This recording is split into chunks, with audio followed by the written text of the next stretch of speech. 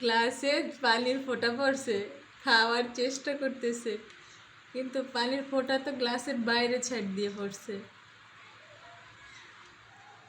এটা খাওয়া যাবে না, এটা তো ওই সাইডে পড়ছে।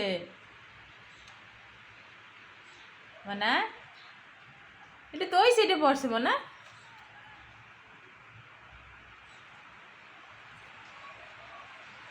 পুরো বৃষ্টির পানি দেখে অস্থির। হ্যাঁ,